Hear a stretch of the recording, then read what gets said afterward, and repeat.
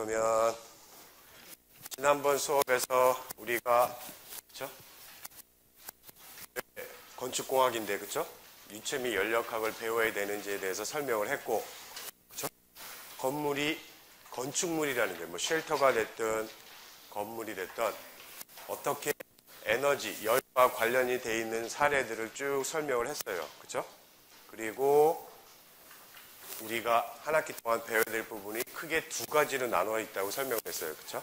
첫 번째는 아주 펀더멘탈한 거. 도대체 열이 뭐고, 그쵸? 열은 왜 흘러가고, 그러한 기본적 이론에 대한 열역학이라는 걸 배우고, 열이 어떤 방법으로 다른 곳으로 이동하게 되는지, 열 전달에 대해서 배운다고 말했고, 그리고 유체, 그쵸? 열의 이동 수단 중에 하나일 수도 있는 유체에 대해서도 배운다고 했어요.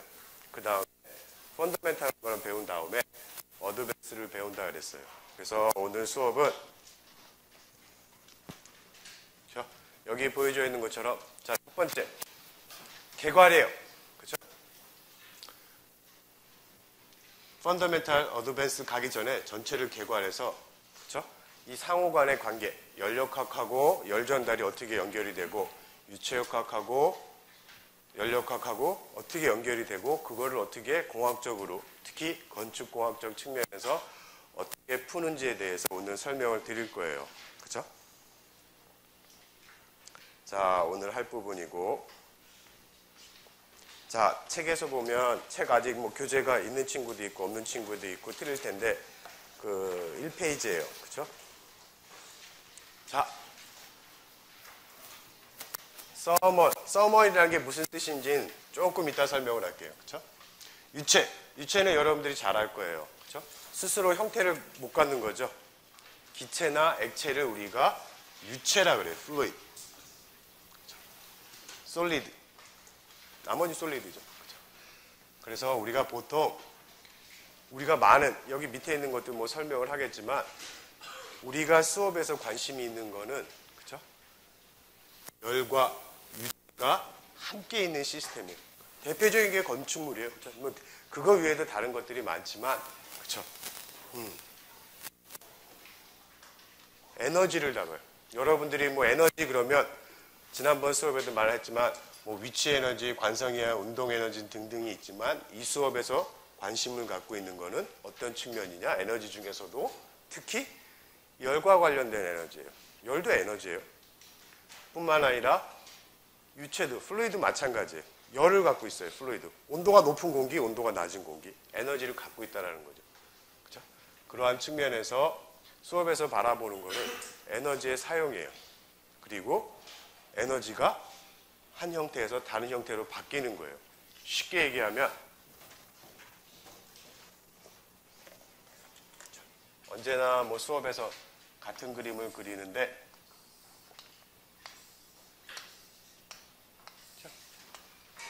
집이라고 생각해도 좋고 건물이라고 생각해도 좋아요.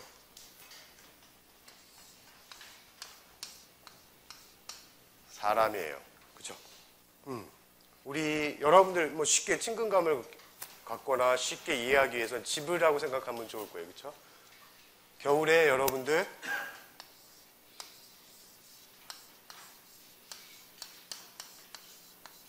그렇죠? 보일러를 가지고 있을 거예요. 가스로 되는 거든 아니면 중앙난방을 하든 그렇죠? 보일러를 가지고 가스를 해서 연소시켜서 보일러에서 따뜻한 물을 만들어서 바닥에다가 온수를 주고 순환시킬 거예요. 이렇게. 그쵸? 파이프가 있을 거고. 뭐 복사 난방에 대해서는 좀 더 나중에 살펴보죠. 그쵸? 열을 만들어주죠. 가스를 연소시켜서 열을 만들어서 따뜻한 물, 뭐 보통 40도 또는 뜨거울 때 60도까지 물이지만 물을 보내서 난방을 해줘요. 왜 난방을 하느냐? 일단 사람을 위해서죠. 컴포트죠. 춥지 않으려고. 근데 왜 춥냐? 열이 뺏기는 거죠. 바깥쪽으로. 겨울에. 그러니까 에너지를 써서 더운 물을 만들어서 더운 물을 순환시켜서 여기에 공간에 열을 전달이 되죠.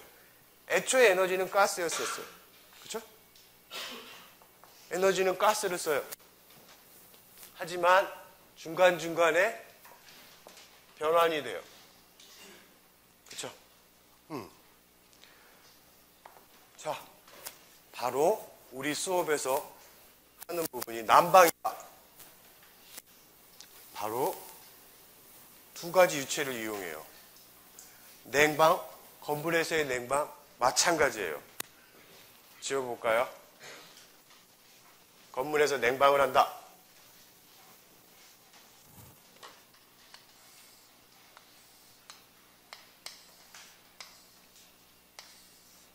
자, 에어컨디셔너가 있을 거고 실내기가 있을 거고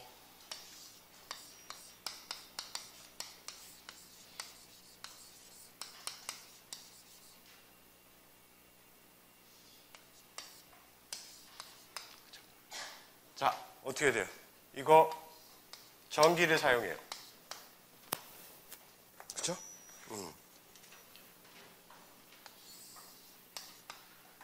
실내 공기를 가져와서 열을 뺐죠. 실내기에서는.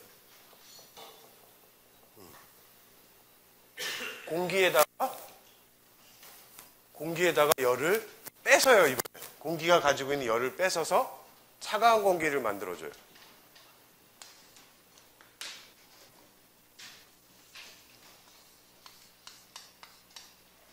그리고 그 열을 실외기는 바깥에다 버려줘요. 열이 이렇게 버려지죠. 전기를 쓰는데 열이 이동이 돼요. 실내에서 공기에는 열을 쭉 뽑아다가 바깥에다가 버려줘요. 왜?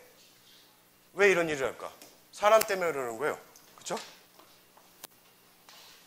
근데 왜 이런 일을 하느냐?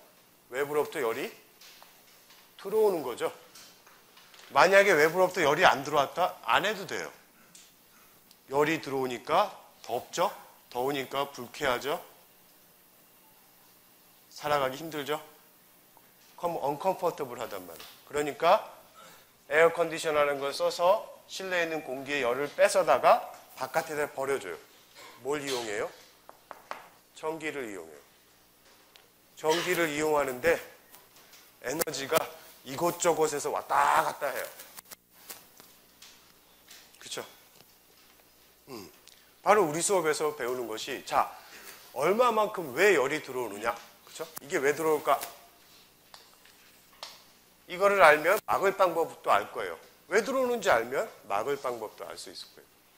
그리고 또 하나, 어떻게 하면 이거를 에너지 효율적으로 할 수 있을까?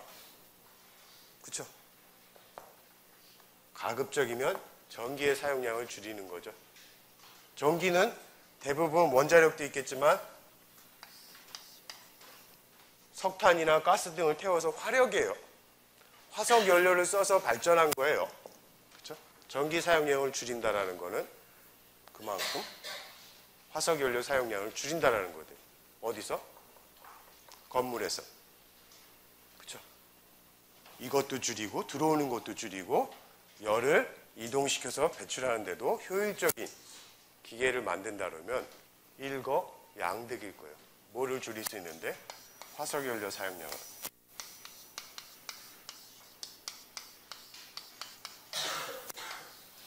그렇죠?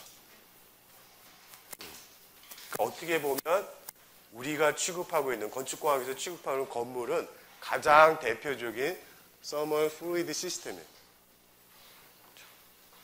유체가 언제나 존재해요. 공기가 됐든 난방할 때 어떻게 했어요? 보일러에서 물에다가 열을 줘가지고 열을 전달시켜요. 멀리까지. 냉방할 때 어떻게 했어요? 공기가 가지고 물이나 공기 유체죠. 그렇죠? 유체가 가진 공기가 가진 열 공기가 가진 열을 뺏어다가 쾌적하게 해주는 거예요. 그 흐름을 배우는 게 바로 우리 수업의 목적이에요. 왜 배우느냐? 그거를 알면 그렇죠? 좀 더 저기서 설명해 놓은 것처럼 궁극적으로는 에너지 사용량을 줄인 저에너지 또는 제로 에너지 그 건물을 만들 수가 있기 때문이에요. 그렇죠? 그래서 우리의 수업은 주로 이런 것에 대신하고 뭐 그 외에도 여러 가지 시스템들이 있어요. 저기 보여주는 것처럼 그렇죠? 요즘에는 PIPP라 해서 여러분들 태양광 발전이라 그러죠. 태양에서 오는 복사 에너지 그렇죠? 에너지 이용해서 전기도 만들어내잖아요. 뭐 창에도 설치하기 요즘 뭐 필름 형태로 되기도 하고 그렇죠? 태양광 발전이라 그러죠. 태양의 복사 에너지를 에너지 전환시켜서 전기로 바꾸는 거예요. 무궁무진하죠. 공짜예요. 태양에서 오는 에너지 사용했다고 돈 내지 않아요. 그렇죠? 그 다음에 또 뭐가 있어요? 건물에서 여기 써놓은 것처럼 뭐 그렇죠? 풍력 발전이죠. 마찬가지로 바람의 힘을 이용해서 전기를 만들어내요. 이 전기 쓸 수 있어요.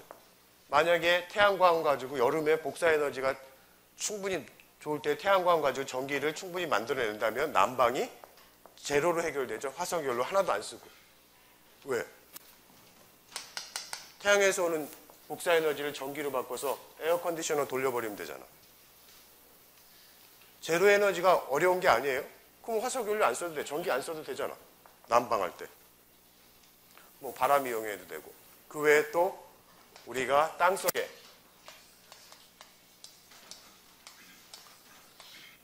있는 열을 끌어올리기도 하죠. 나중에 이야기했지만 히트펌프를 써가지고 땅속에 여름에는 시원해요. 지난번 예제에서 보여줬죠. 땅속은 연용량이 크기 때문에 크게 에너지의 온도의 상태의 변화가 적다고요. 그렇죠? 겨울에는 여기 마이너스 10도지만 여기는 아닐 거예요. 열이 있어요. 그 열을 끌어다 쓸 수 있고. 여름에는 반대예요. 냉방에도 사용할 수가 있어요. 지열이에요. 우리가 보통 지열 그래요. 풍력, 태양, 뭐 태양열을 전기로 사용할 수도 있고 또는 태양열을 받아서 온수를 만들 수도 있고. 자, 이런 것들을 우리가 리뉴어블 에너지, 재생에너지라 그래요. 왜 재생이냐? 끊임없이 주어지는 거예요. 그냥 공짜로. 이런 에너지를 건축물에서 적절히 사용한다면 충분히 제로 에너지도 가능한 거예요. 난방도 냉방도. 그렇죠? 이것들을 재생에너지라 그러고 여러분들이 아마 실무를 하고 건축공학을 하게 될 때는 지금 우리나라에서도 건물을 일정 규모 이상의 건물을 지을 때는 이 신재생 에너지가 몇 프로 이상 사용되지 않으면 건물을 지을 수가 없어요. 현재도. 앞으로는 이게 점점점 비중이 더 커갈 거예요. 그렇죠? 정확하게 지금 수치를 말씀드릴 수 없지만 뭐 10%다. 그러면 건물에서 쓰는 전체 에너지의 10%는 얘네들로 해결하세요라는 거예요. 앞으로 그게 10%, 20%, 30%, 40% 점점점 높아질 거예요. 왜? 그렇죠? 그것이 이러한 것들을 배우는 게 우리의 수업의 초점이에요. 이해하셨죠?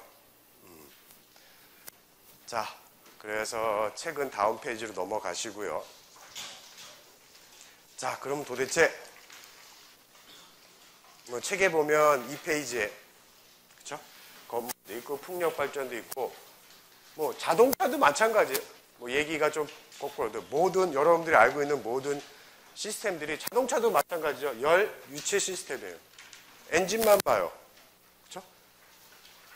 가솔린을 연소해 가지고 열이 나요. 그거 가지고 운동 에너지로 바꿔서 엔진에서 운동 에너지로 바꿔서 자동차가 가게 되는데 운동 에너지만 바뀌냐? 아니죠. 열이 나와요. 냉각시켜줘야 돼요. 그런 것처럼 여러분들이 흔히 볼 수 있는 모든 열기관들은 대부분 열 유체 시스템이라고 생각해도 돼요. 자, 그럼 도대체 이게 열이 뭐냐? 그렇죠? 열이 뭐냐에 대한 이야기예요.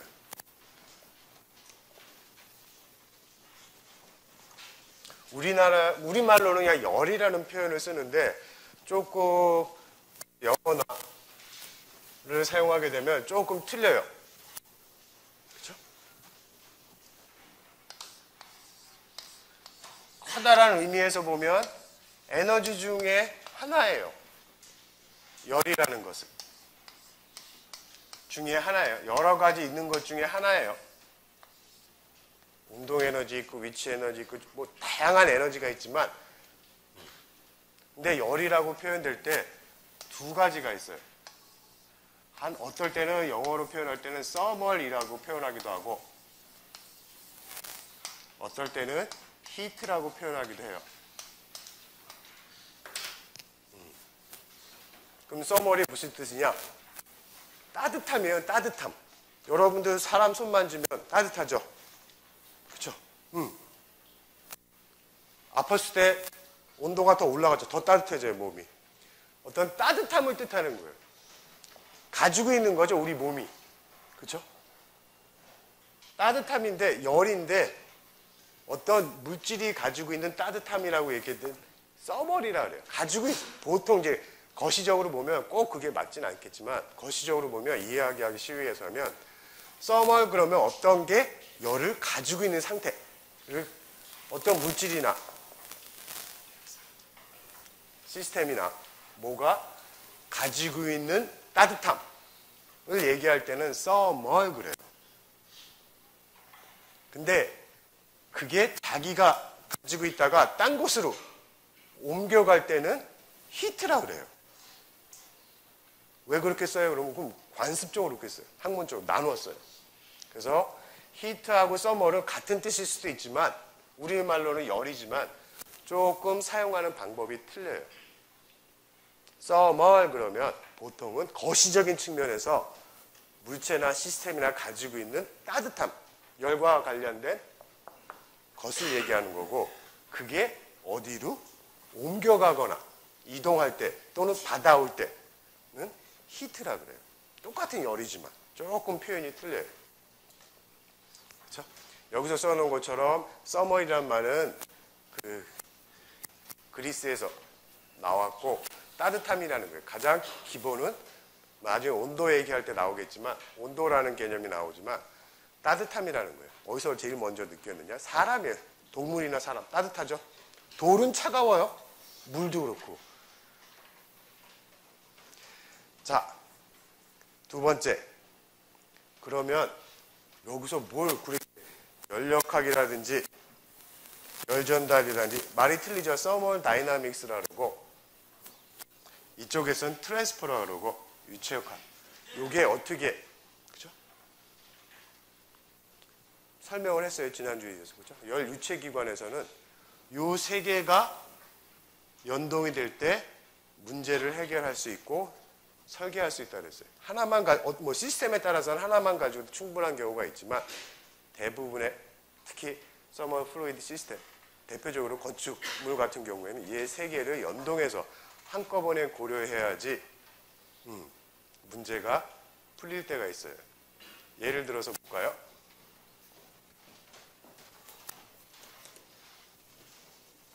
미리 설명을 좀 할게요. 다음 슬라이드에 있는 건데 아까 괜히 지웠네. 에어컨을.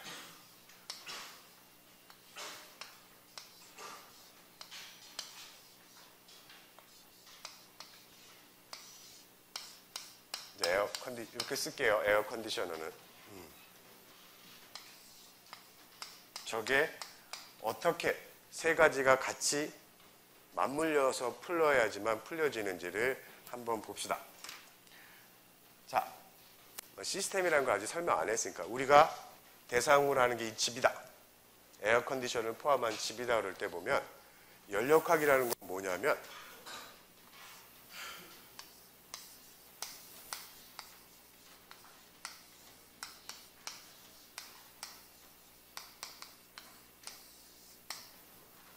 거시적으로 열이 도대체 뭐고 열은 어떻게 생겨먹은 놈이고 어떤 특징이 있고 어떻게 흘러가고 그러한 열과 관련된 거시적인 관점에서의 이론을 제공해 주는 거예요. 그러니까 예를 들어서 열이 단위는 안 쓸게요. 100이 뺏겼다. 아직 구체적인 단위들을 안 배웠으니까. 반대가 돼야 되겠군요. 열이 100이 들어왔다. 사람에서도 열이 발생해요. 사람에서 10에 뭐가 열이 발생했다.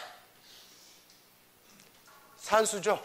그러면 딴 데서 들어온 게 없고 들어온 게 100이고 실내에서 10이 발생했다면 안에 있는 열은 얼마일까요? 더한 거죠. 그렇죠? 산수야. 그러한 열과 관련된 기본적인 사항을 전해줘요. 만약에 100이 들어오고 10이 들어오고 에어컨에서 바깥으로 100이 빠졌다? 그러면 어떻게 돼요? 열이라는 거는 100이 들어오고 내부에서 10이 생겨있으니까 110이니까 거기서 뭐 시간을 뺐어요. 지금 단위도 빼고 이해해가는 개념이니까 100이 빠졌어요. 그러면 어떻게 됐어요? 안에는 10이 남겠죠. 10이 증가했겠죠. 어떤 시간 동안 100이 들어오고 어떤 시간 동안 10이 발생하고 그래서 전체적으로 이 건물 내에서는 110이라는 에너지가 어떤 시간 동안 발생했는데 어떤 시간 동안 100이라는 게 빠졌다? 그러면 그 시간 동안 10이 증가한 게 돼버리죠. 더워지는 거예요. 그러면 이 증가를 제로로 맞추려면 어떻게 돼요? 10을 빼줘야 되죠. 그러면 딱딱 떨어져요. 그런 계산이 가능하도록 뒷받침하는 이론이 열역학이라는 거예요.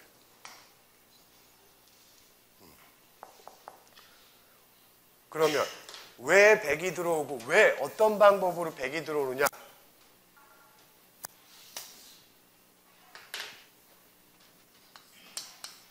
그거는 열전달 이론을 통해서 알게 돼요. 왜 어떤 방법으로 도대체 왜 100이 들어오는 거야?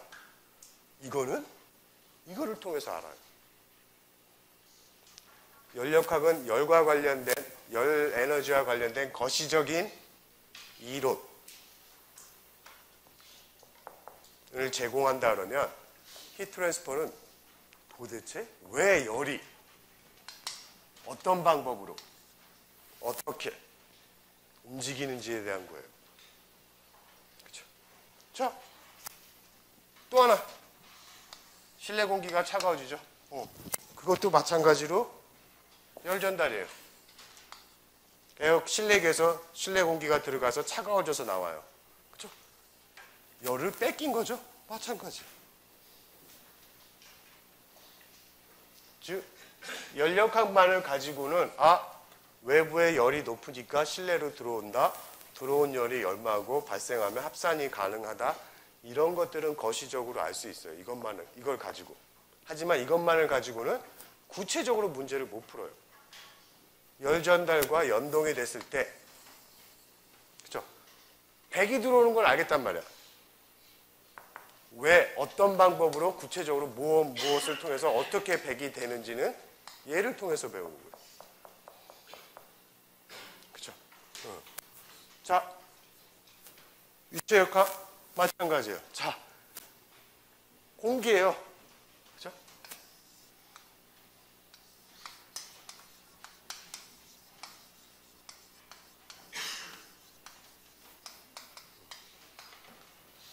공기에다가 열을 주고 뺏고 공기를 유동시켜야 돼요. 실내 공기가 순환하죠. 그러기 팬도 돌려야 되고 에너지가 필요해요. 정지되어 있지 않아요. 그렇죠? 그랬을 때 통체적으로 이 에너지 값이 얼마가 필요한지는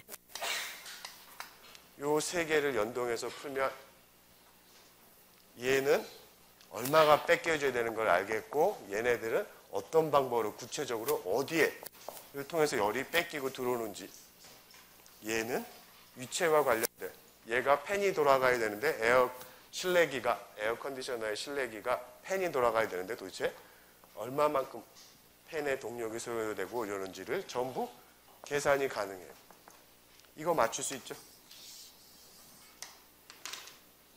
이게 수업에서 우리가 요 세 개를 같이 배우는 이유예요. 왜? 시스템이 앞서서 얘기한 것처럼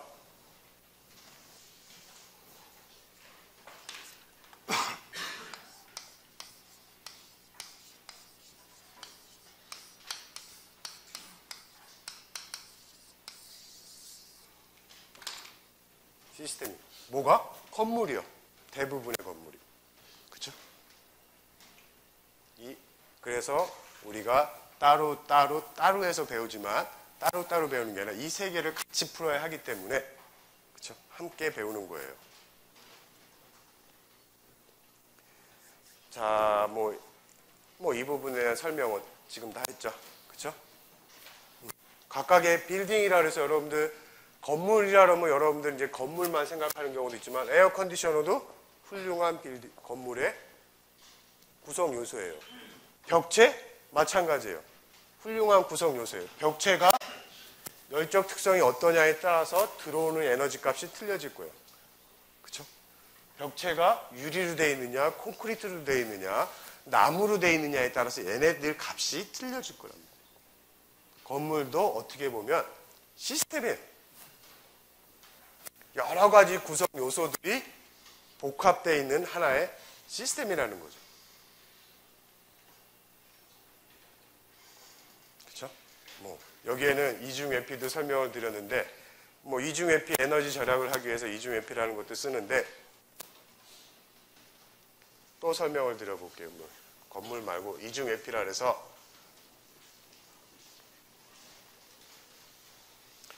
제가 그림을 간단하게 건축적인 도면은 아니겠지만 단면을 그려볼게요.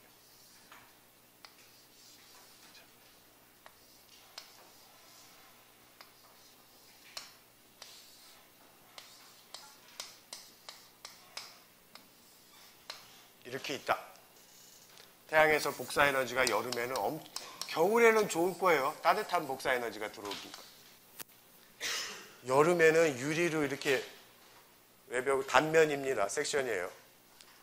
복사 에너지가 투과해서 들어올 거예요. 그렇죠? 굉장히 여름에 더울 거예요. 왜? 태양이 가지고 있는 가시광선뿐만 아니라 전자기파 중에 일부는 열을 갖고 있는 성분이 있어요. 걔네들이 건물 내로 들어오면 엄청 더울 거예요. 그래서 건물을 지을 때 유리는 가급적이면 얘를 흡수하지 않는 반사하는 재료를 많이 써요. low emission glass라 그러고 그냥 low E 유리라 그래요. 그냥 유리 안 써요. 왜? 그냥 유리 썼다가는 큰일 나요, 여름에. 저걸 방지해 주기 위해서 그래요. 그래도 전부는 막을 수가 없어요. 그래서 최근 많이 쓰는 게 이중 외피라는 거예요. 중간층만 그린 거예요. 자, 뭐냐? 너무 가까이, 태양이 가까이 있더라도 이렇게 가까이 있지는 않아요. 그렇죠? 그림이니까요. 복사열이 들어올 거예요. 그러면 직접 실내에 들어오지 않고 일단은 이 속에 공기가 있어요. 자, 복사열을 받아서 공기가 따뜻해지면 어떻게 될까요? 대류. 고등학교 때 배웠을 거예요. 따뜻한 공기는 올라갑니다. 그러면 요의 공간이 비기 때문에 분명히 밑에서도 공기가 들어올 거예요. 그렇죠? 자, 어떤 일이 벌어져요? 없을 때하고는 굉장히 틀리죠? 태양에서 오는 복사 에너지를 공기를 통해서 건물 내부로 안 들어오게끔 막아주고 있어요. 이게 이중회피예요. 그렇죠? 열 막아줘요.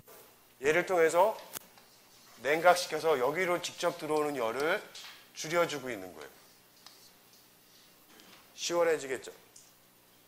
겨울에는 어떻게 사용하느냐?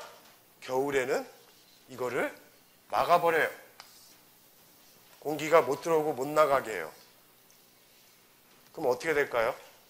요 안에 있는 공기는 따뜻해지겠죠. 외부 온보다 따뜻해져요. 겨울에는. 실내가 냉각이 덜 되겠죠. 태양의 복사 에너지를 얻어서 난방, 냉각 손실을 줄여줄 수가 있어요. 자, 이런 것도 여기에 기반해서 만들어진 거예요. 그렇죠? 서멀 다이나믹. 열은 들어온다. 높은 곳에서 낮은 곳으로 겨울에, 여름에 태양의 복사, 전자기파 형태로 복사 에너지가 실내에 들어온다. 이걸 통해서 알 수 있어요. 얼마가 들어오느냐? 자, 그거를 막기 위해서 이렇게 이중회피를 막았으면 유체 이동이 어떻게 돼서 열량을 얼마나, 들어오는 열을 얼마나 감소시킬 수 있다. 풀리죠. 그러면 우리가 공학적에서는 자, 그러면 요 깊이는 얼마로 해야 되고 높이는 어떻게 해야 되고 하는 게 가장 공학적으로 효율적인 답인지를 요 세 개를 통해서 찾아낼 수 있는 거예요. 그렇죠? 요 하나만 가지고도 안 돼요. 요 세 개를 다 알아야지 답을 찾아낼 수가 있어요. 그렇죠?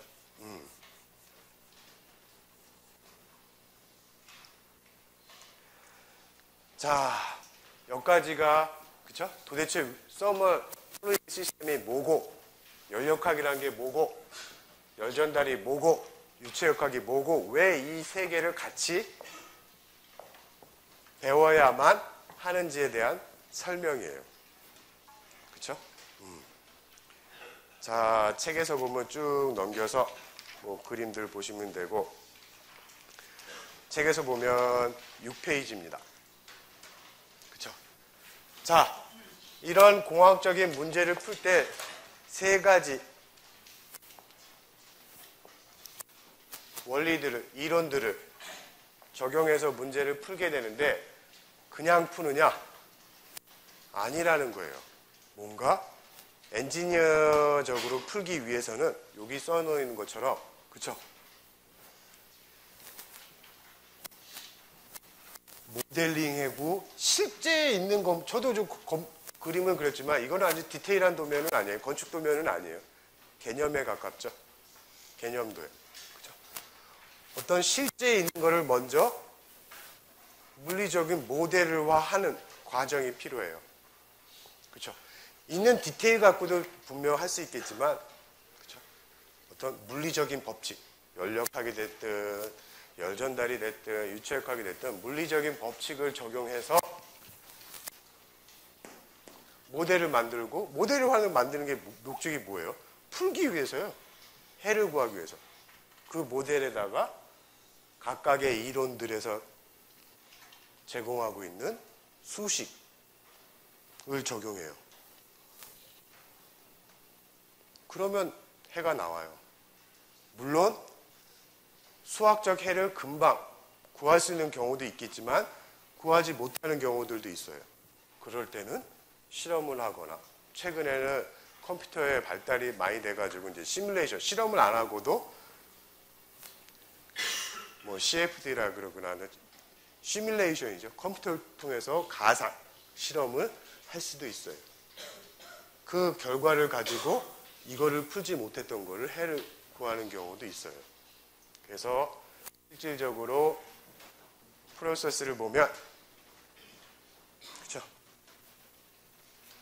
시스템을 어떻게 분석하고 어떻게 하느냐? 여러분들이 이제 건축 엔지니어로서, 건축공학 엔지니어로서 어떤 문제가 주어졌을 때 일단 대상이 뭔지에 대한 걸 정확하게 디파인, 그러니까 정의할 필요가 있죠. 내가 분석하고자 하는 대상이 뭐다? 명확하게 설정할 필요가 있어요. 그 다음에 자, 그러면 그 모델에다가, 그 대상에다가 실제적으로 저런 원리들을 적용해서 모델화하는 거예요. 물론 이렇게 갈 때는 여기서 써놨죠. 복잡일 거예요. 단순화시켜 놓고, 하지만 중요한 것들은 다 집어넣어야겠지만 가정이 필요하고 경험이 필요하고 어떤 법칙들이, 중요한 법칙들은 재현될 수 있도록 모델링을 해야겠죠. 이러한 것들이, 물론 여기에는 노하우죠. 이게 노하우. 한번 해본 사람, 조금 경험이 있거나 지식이 있으면 이렇게 모델링이 가능하다라는 거예요. 그 다음에 이제 거기다가 수학적 원리들을 막 적용시키는 거예요. 저 이중회피 설명한 것처럼. 복사 에너지는 얼마가 들어오고 유리를 얼마 투과하고 공기가 열 온도가 얼마나 증가하고 온도가 증가했을 때 밀도가 얼마나 증가하고 밀도가 증가했을 때 부연시 부력이 얼마나 증가해서 얼마나 상승이 되는지를 전부 여기서 하게 돼요. 그때 중요한 변수값이라든지 어떤 결과값이 미지수로 남아있을 때는 실험을 하거나, 그렇죠? 실험을 하거나 시뮬레이션을 해서 해를 얻는 거예요. 그렇죠?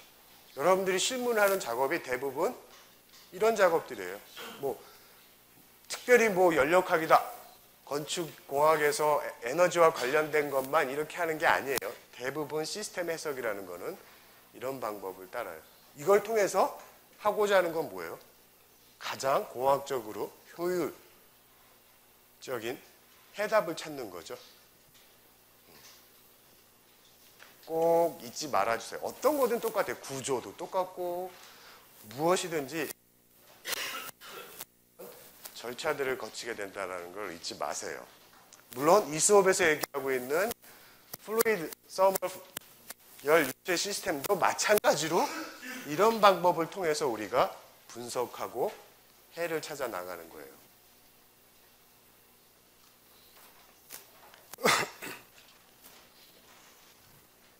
자, 그럼 이제 하나하나 구체적으로 더 봅시다. 뭐가 하나가 빠졌나? 잠깐만요. 아, 그치? 아까 뭐 얘기한 거를 다시 한번 하나. 자, 연력학이 뭐냐? 연력학이라는 거는 아이디어, 개념이에요. 개념, 생각, 논리. 그렇죠? 뭐에 대한? 열과 관련된. 열은 어떤 것이다? 그렇죠? 열은 가만히 있지 않고 흘러간다. 첫 번째. 자, 열은 어떤 것이다? 열은 물질이 가지고, 에너지 중에 하나다. 열은 물질이 가지고 있다. 상변하듯 수반한다. 그러한 다양한 열과 관련된 에너지에 대한 이야기. 두 번째는, 근데 그놈의 열이 가만히 있지 않아. 그렇죠? 흘러간다라는 거예요. 그것도 unreversible, 즉 비가역적으로. 그게 그렇다라는 거예요. 그렇죠? 우리가 더운 물을 만들어서 가만히 실내에다 두면 스스로 더운 물이 실내에는 열을 뺏어서 더 뜨거워지진 않아요. 절대로. 그렇죠? 세상에 절대 그런 일은 안 나죠. 어떻게 돼요? 뜨거운 물은 식어요. 그 식은 거를 다시 뜨거운 물을 만들려면 가만히 있는데 스스로 그렇게 되진 않아요. 절대. 그게 비가역적이라는 거예요. 가역적이라는 건 뭐냐면, 가역. 아무것도 안 했는데도 이 상태에서 이 상태로 자유롭게 변화가 되는 게 가역이에요. 하지만 비가역은 여기서 이렇게 변화됐을 때 다시 돌아가려면 뭔가 해야 돼요. 그게 비가역적이에요. 열은 언제나 비가역적으로 대부분 흘러간다는 거예요. 그런 이야기들을 해주고 있는 거예요. 뭐 예를 들어서 탁자에서 컵을 깨뜨렸어요. 깨졌어. 그 컵을 원래대로 돌릴 수는 없죠. 아무것도 안 하고. 뭔가 에너지를 든지 똑같은 걸 사러 가든지 뭐 해야 될 거 아니야. 그렇죠? 세상이 열과 관련돼서는 그렇다라는 거예요. 그런 이야기들과 개념을 이야기해 주고 있는 게 연력학이에요.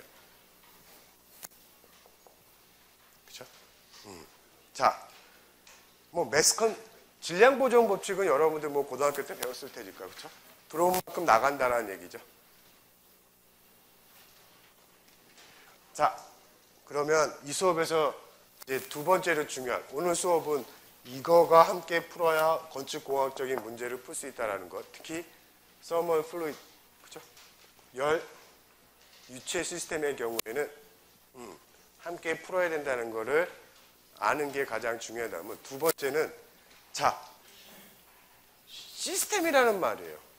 우리가 뭘 얘기할 때 여러분들 시스템이라는 말을 평상시에도 많이 쓸 텐데 책에서 얘기하는 거하고는 조금 틀릴 수가 있을 테니까 도대체 바로 슬라이드를 백 해서 미안하지만 실질적인 대상, 그렇죠? 우리가 분석하고자 하는 대상을 어떻게 지칭하고 어떻게 할 거냐에 대한 이야기예요. 우리가 보통 시스템 그러면 우리가 분석하고자 하는 대상이에요. 예를 들어서 이 그림에서 보면 만약에 이중회피를 한다.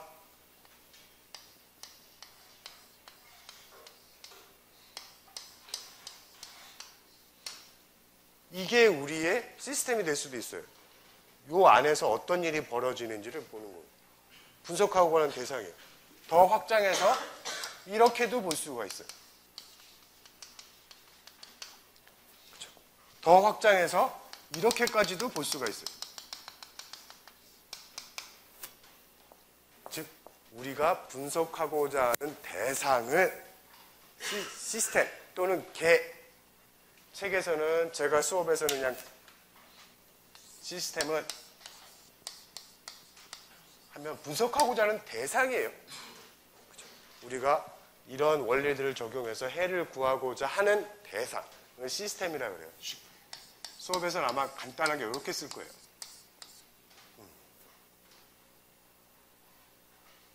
빌딩 시스템 말 많이 쓰는데, 그렇죠?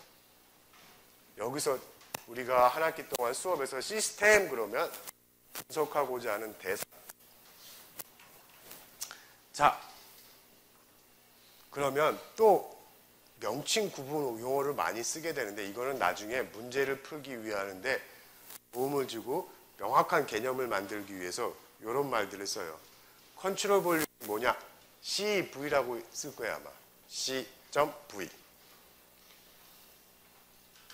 시스템에 차지하고 있는 영역이라는 뜻이에요. 영역. 공간상에. 그렇죠? 저기서 보면 수업에서 자 이게 시스템이면 우리가 이 부분을 컨트롤 볼륨 이라고 그래요. 요 안에 물이 차있든 공기가 차있든 위치가 차있든 하여튼 뭔가 영역이 진공이라도 마찬가지예요. 아무것도 없어도 영역은 분명히 있을 거예요. 그렇죠? 그 다음은 컨트롤 볼륨과 이 바깥을 우리가 서라운드라 그래요. 외부죠. 컨트롤 볼륨을 구분하는 분명히 경계선이 보여요. 그렇죠? 얘와 얘를 내부와 외부, 시스템 내부와 시스템 외부를 구별하는 선 또는 면이 나타나게 돼 있어요. 그거를 경계 또는 바운더리라 그래요.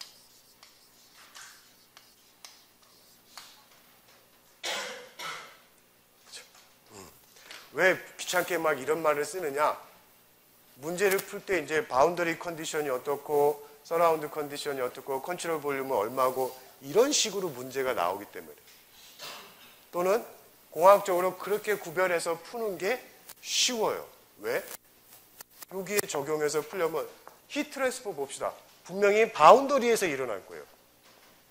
여기서 여기로 들어온다든지 이거 같은 경우에는 이중회피 같은 경우에는 복사 에너지가 들어오죠. 뭐를 통해서? 바운더리를 통해서. 그렇죠? 바운더리가 어떠냐에 따라서 들어온 양이 틀려지겠죠. 그 다음에 들어온 열은 분명히 컨트롤 볼륨 내에 저장이 될 거예요. 그렇잖아. 열이 들어와서 여기에 저장이 될 거예요. 이렇게 얘기하는 게 편하기 때문에 그래요. 문제를 풀기 쉽고 바운더리를 통해서 얼마가 들어왔기 때문에 컨트롤 볼륨 내에 얼마의 열이 내재되어 있다. 이런 식으로 해서 풀어주면 용어의 문제예요. 근데 여기서 예를 하나 들게요. 시스템을 잘못 잡았을 때는 얼마나 공학적으로 큰 오해나 혼돈을 할 수 있는지 한번 예를 들어볼게요. 자, 바람이 불어와요. 여기에 터빈이 있어서 터빈에다가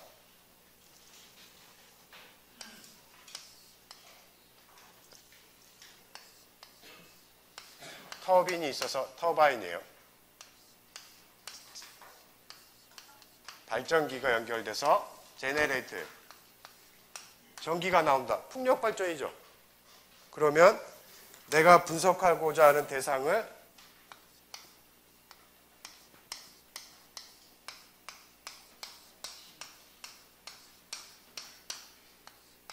이렇게 하면 어떻게 돼요? 자, 풍력의 터빈을 돌려가지고 회전력을 얻고 회전력이 회전축 샤프트가 발전기에 연결 전력량이 얼마 나온다. 즉 풍속에 따라서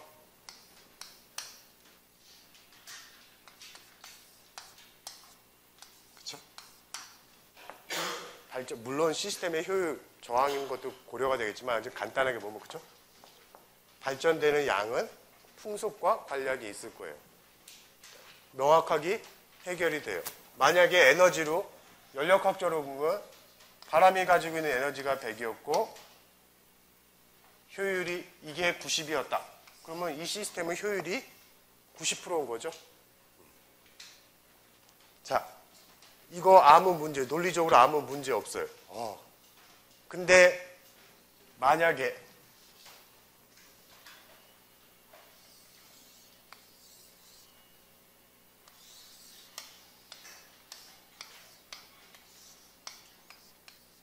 선풍기, 팬이다.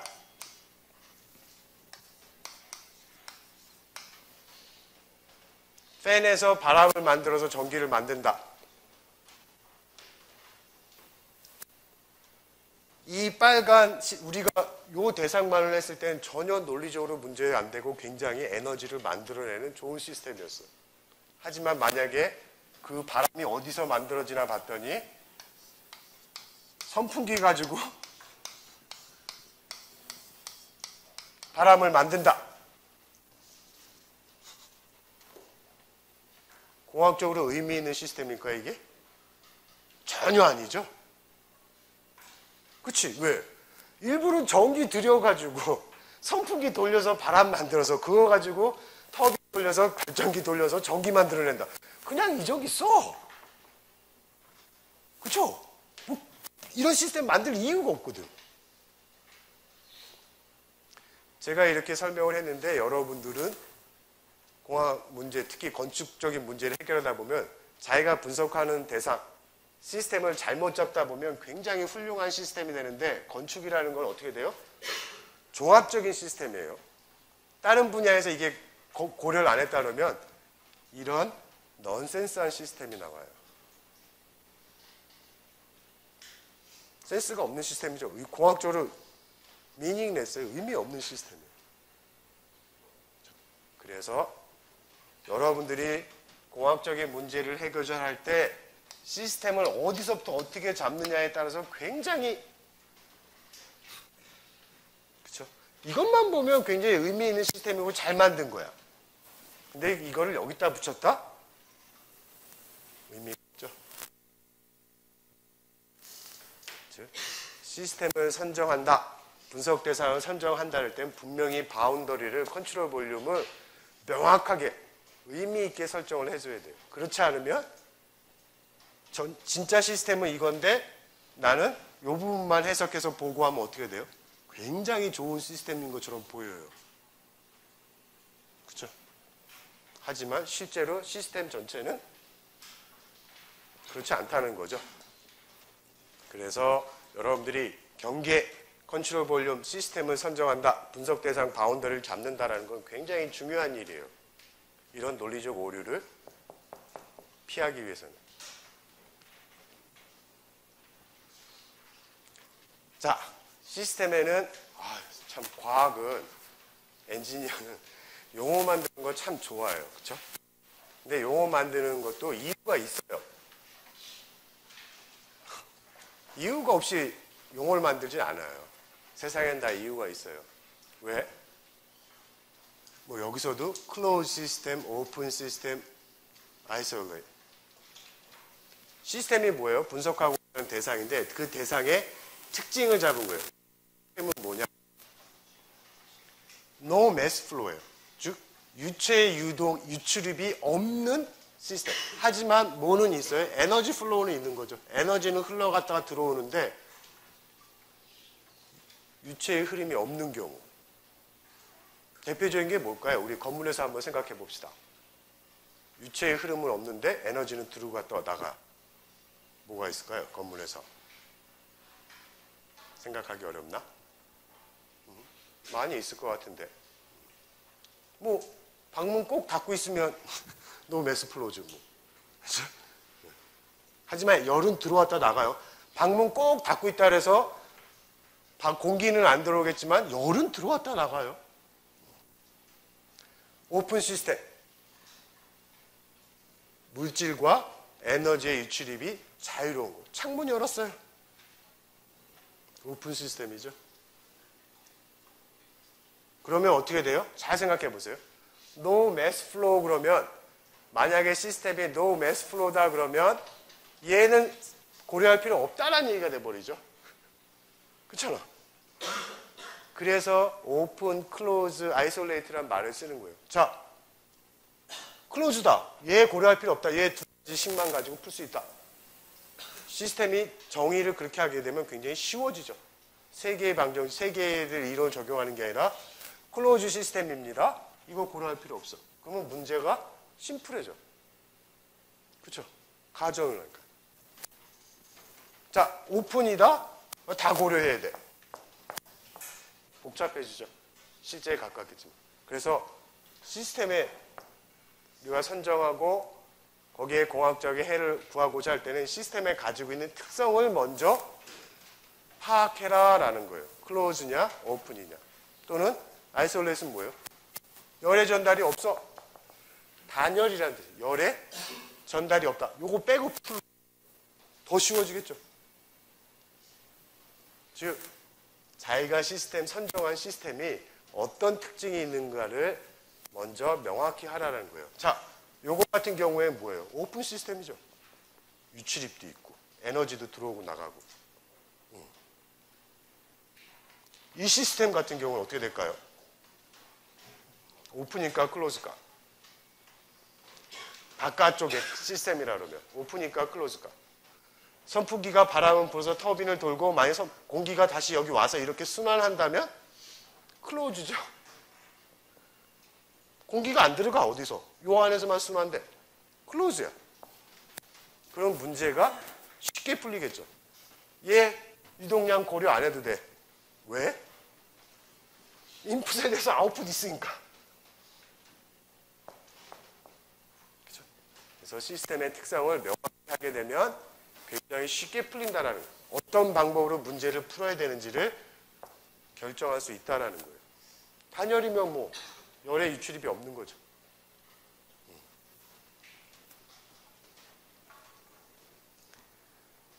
자, 그렇게 됐고 그렇죠? 뭐 책에서 보면 8페이지가 될 거예요. 그렇죠? 자, 에너지 플로우 또는 에너지 변화, 에너지가 없어지는 게 아니에요. 하나의 형태에서 다른 형태로 바뀌는 거예요. 트랜스포머예요. 트랜스포머.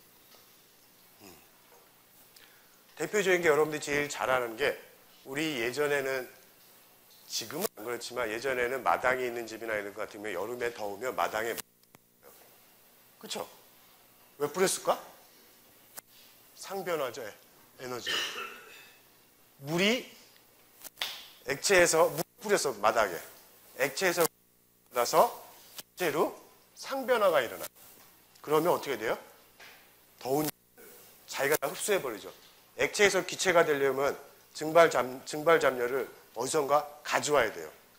시원해진단 말이에요. 건물에서도 충분히 이용할 수 있어요. 그렇죠? 더울 때 건물에 물 뿌려봐. 안 되겠죠? 조심해야지. 그렇죠? 에너지를 우리가 조금만 아이디어를 가지고 하면 에너지 변환을 통해 가지고 쉽게 열을 뺏거나 저장하거나 할 수가 있어요. 다 뭐에 따른다? 어떤 상변화, 시스템 체인지. 시스템 체인지라는 건 큰 어떤 단순한 의미로 굉장히 상변화도 나타내고 뭐 시스템이 변화되는 걸 나타내고 또는 물성치가 바뀌는 경우 등을 다 포괄하는 의미예요. 그렇죠?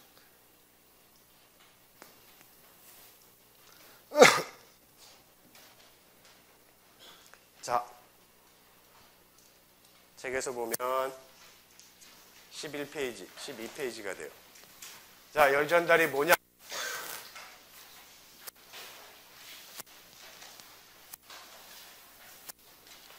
결국에는 열적인 에너지 수준 차이에 의해서 열은 분산하는 방향으로 간다라는 거예요. 연력학에서 이야기해줘요.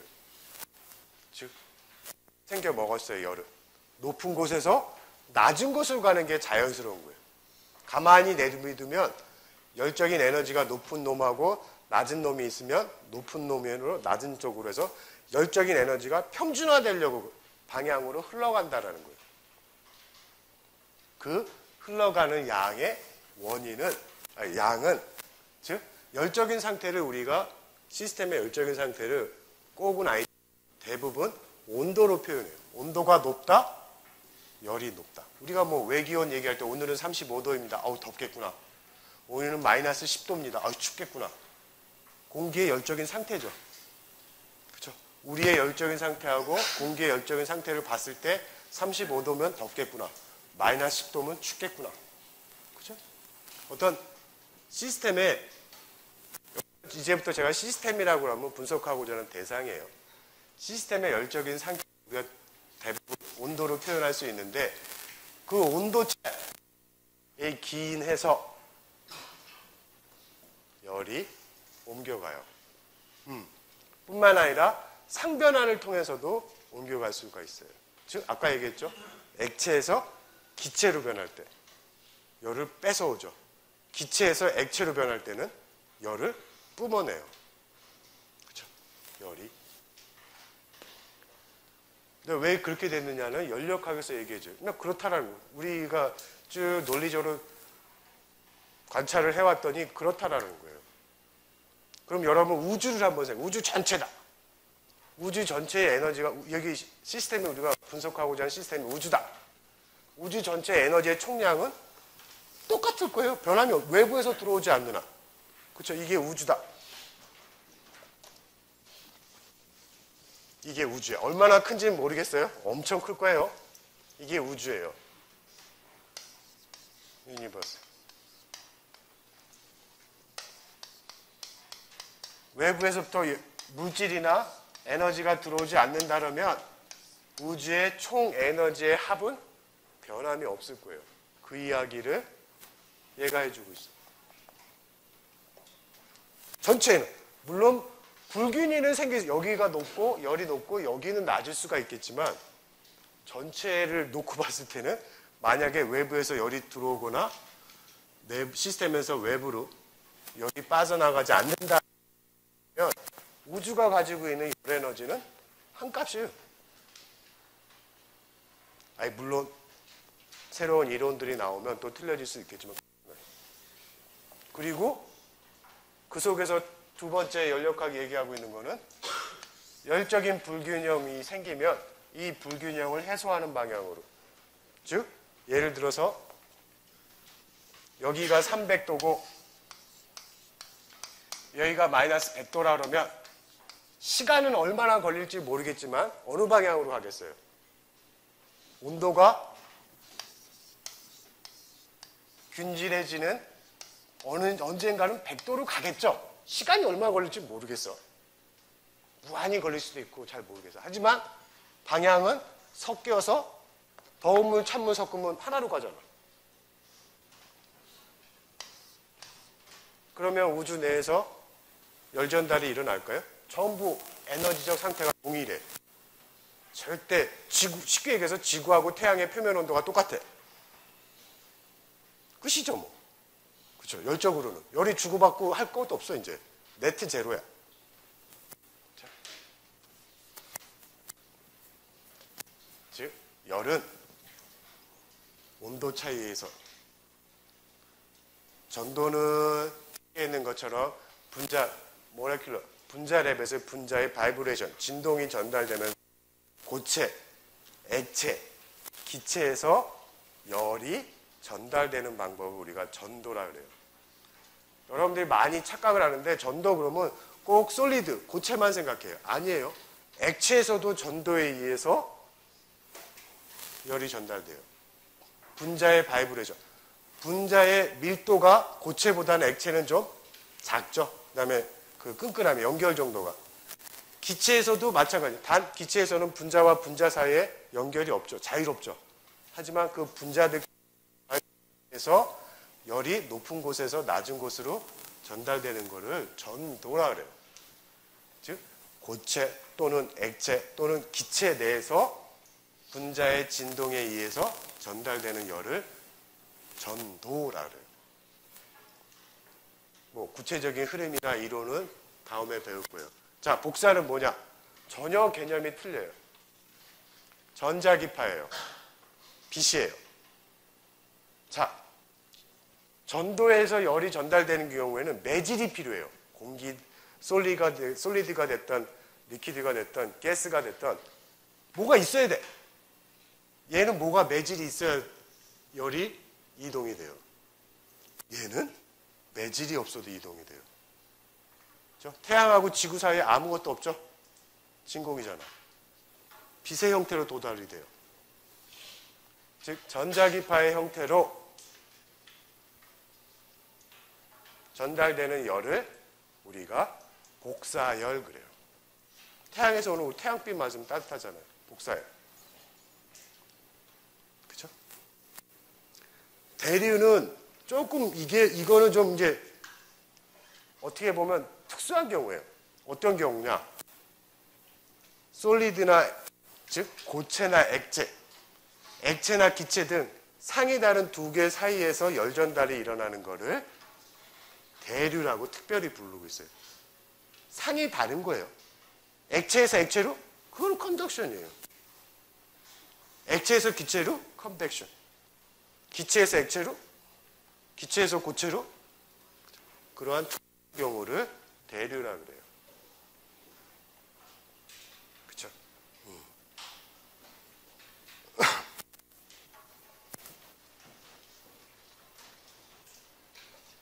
자, 마지막입니다. 책에서 보는 것처럼 그 14페이지.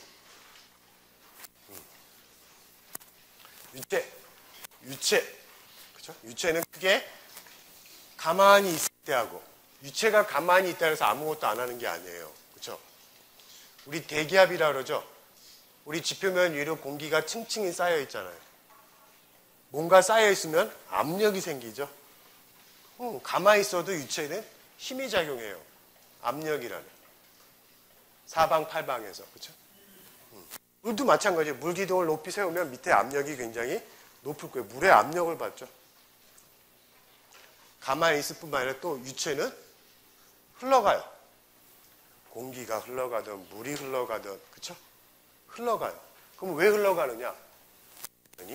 압력 차이에 의해서 흘러가는데 그 흘러감이 복잡해요. 쉽진 않아요. 그쵸? 압력이 차이에 의해서 한쪽에서 다른 쪽으로 흘러갈 텐데 열은 어떻게 됐어요? 열의 구동력은 온도 차였어요. 열이 이동하는 이유는 온도 차이였어요. 저기서 보여준 것처럼. 유체가 이동하는 이유는 압력 차이. 여기가 압력이 높고 압력이 낮으면 높은 곳에서 낮은 곳으로 기체나 물은 흘러가게 돼 있어요. 그렇죠? 생각해 보세요. 여러분들 건물이다. 100층이다. 1층에서부터 100층까지 물을 그냥 올려보내면 그냥 올라갈까? 안 올라가겠죠? 큰 압력으로 막 밀어줘야지 물이 쭉 높은 곳까지 100층까지 올라가겠죠. 압력이 중요한 유체의 구동의 구동력이 돼버려요. 열은 온도차가, 유체는 압력차가 구동력이 되는 거예요. 자, 여기서 재미있는 얘기인데 100층이다. 100층에 화장실이 있어요.